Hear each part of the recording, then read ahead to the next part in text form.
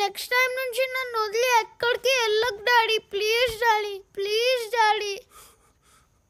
రామ్ నన్ను వదులు. రామ్ నన్ను వదలమన్నానా?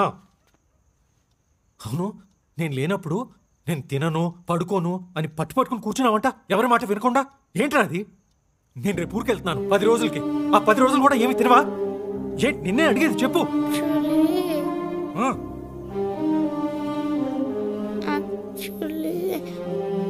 ఏమైందంటే యాక్చువల్లీ ఏంటి చెప్పు.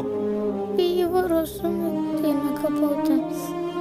ఫీవర్ వస్తుందని తెలుసు కదా, తెలుసుకోవడం ఎందుకు తినలేదు? ఎందుకంటే బాగేమన్నా అనింది ఫీవర్ వస్తే హాస్పిటల్లో అడ్మిట్ అవ్వాలని.